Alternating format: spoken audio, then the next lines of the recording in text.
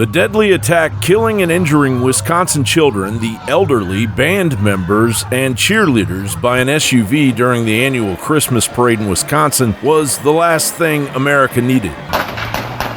Days after the Kyle Rittenhouse acquittal drove the hordes of Marxism back into the streets, the optics of the tragedy were nauseating and infuriating to most Americans. The single ambulance available in the city of Waukesha was dispatched to the parade scene, and they had to bring in ambulances from outside Waukesha.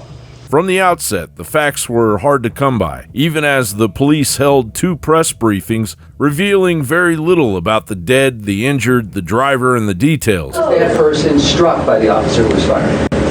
That's still an ongoing investigation of how many are involved at this time. We're still working those details out. Immediately, leftist sociopaths began tweeting their twisted opinion of the horrific events. Some trolling that the driver was acting in self-defense, while others blamed white supremacy, claiming the driver was a white supremacist or was fleeing white supremacy. Meanwhile, the Mockingbird media diverted the narrative that was growing into a scenario far more sinister than the events of Charlottesville. I honestly don't believe that the intent of this driver was to target this specific event. Otherwise, he or she would have been causing greater harm earlier on throughout. The video when the SUV came up to the marching band, you could see that he or she tried to position the vehicle more towards the left, but again, panic probably set in, hit the accelerator, and we saw that tragic event, and those victims,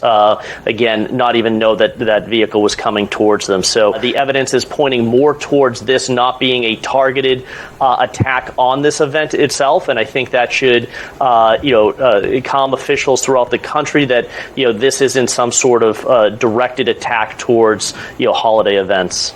Right, because we know, too, not long after the first update, actually, that we got from officials there on the ground was that there was no ongoing threat. As eyewitnesses reported seeing a black man driving the SUV that plowed over predominantly white parade revelers.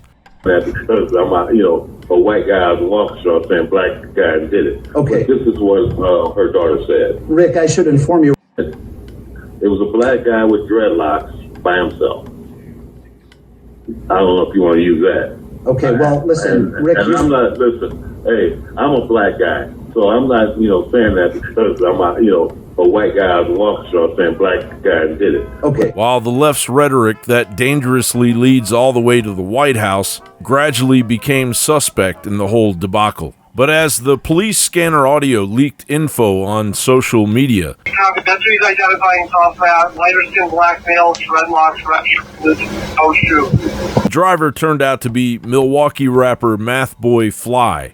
They make it hard to breathe like it's George Floyd. Middle finger to police, blood don't get me started. AKA Darrell Brooks.